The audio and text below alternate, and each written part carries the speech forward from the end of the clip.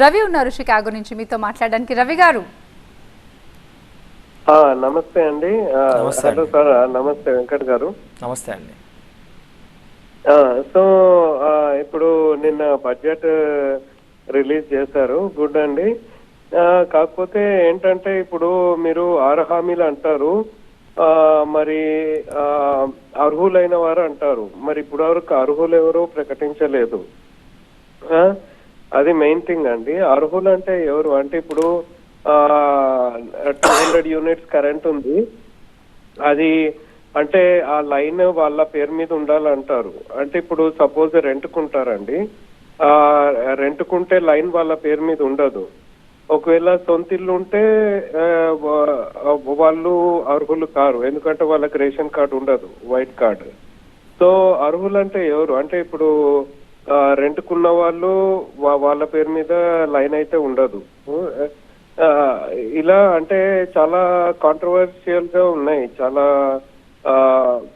అంటే జస్ట్ ఇట్లా వేగ్గా 6 పథకాలు అంటున్నారు, కానీ అర్హులు అనేటి వాళ్ళు ఎవరు అనేది ఇప్పటివరకు మీరు డెఫినేషన్ ఇవ్వలేదు. బీపీఎల్ అంటే బీపీఎల్ అంటారు, కానీ రవి గారు చాలా స్పష్టంగా బిలో పావర్టీ లైన్లో ఉన్నవారికి, వైట్ రేషన్ కార్డు ఉన్నవారికి, సరే సొంత ఇల్లు ఉండాలి లైన్ వారిపైన అనే దాంతోపాటు white ration card is the main. అంటే బీపీఎల్ లైన్, బిలో పావర్టీ లైన్లో ఉన్న వారికే ఇది చేస్తారు. దాంతోపాటు లాస్ట్ 3 months 4 months ఏదైతే సంబంధించిన ఆ డేటాను కూడా కలెక్ట్ చేయడం జరిగింది. అంటే యూసేజ్, కరెంట్ యూసేజ్ ఎంతమంది ఏ రకంగా చేస్తున్నారు ఆ డేటా ప్రకారం అవన్నీ కూడా గవర్నమెంట్ దానికి క్లారిటీతో ఉంది.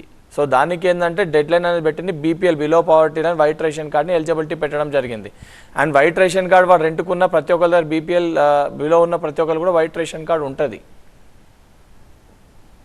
Yeah, so that is the criteria. And Venkat గారు, అంటే 100 days అని ఒకటి మీరు ఒక మార్క్ చేశారు కాబట్టి everybody is focusing on that. అంటే ఏది తిరిగినా కానీ మళ్ళీ 100 days చుట్టూ తిరుగుతుంది.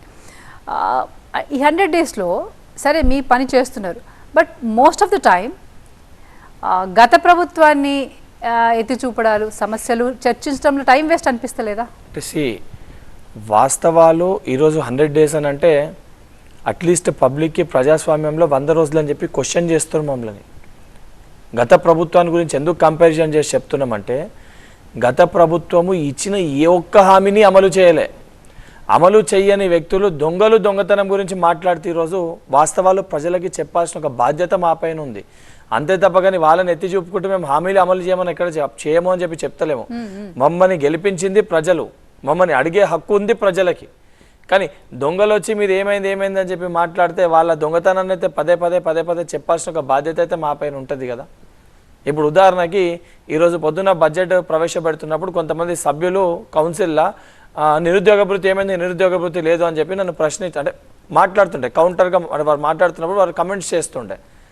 10 సంవత్సరాలు అధికారంలో ఉండి అసలు నిరుద్యోగ భృతి యువకుల గురించి ఏ రోజు ముఖ్యమంత్రి గారు ప్రస్తావించకుండా, వారికి సంబంధించిన నాయకులు ఎవరూ ప్రస్తావించకుండా, ఏదైతే 60 రోజులు పూర్తయి చాలా స్పష్టంగా విద్యకి, విద్యార్థులకి, యువకులకి బడ్జెట్లో సరైన స్థానం కల్పించి ఎక్కువ నిధులు కేటాయించిన తర్వాత కూడా ఒక పూర్తి స్పష్టత మాకు ఉన్నప్పటికీ కూడా వారు దాని గురించి క్వశ్చన్ చేసి కమెంట్ చేస్తుంటే మరి వారు చేసిన విషయాలను చెప్పాల్సిన బాధ్యత మా పైన ఉంటుంది కదా. అంటే every minute is very important కాబట్టి దానివల్ల టైం వేస్ట్ అయితే లేదా? మీ పని మీరు చేసుకుంటే ఒకటి మా పని, మా సిస్టమ్, మా యంత్రాంగం అనేది అది నడుస్తూనే ఉంది. That is government system, government function అవుతుంది. అట్ ద సేమ్ టైం వేరే పొలిటికల్ పార్టీ. సో పొలిటికల్ పార్టీలో ఉన్నప్పుడు కంపల్సరీ అవతల పార్టీ క్వశ్చన్ చేసినప్పుడు దానికి సమాధానం చెప్పాల్సిన అవసరం కూడా ఉంటుంది.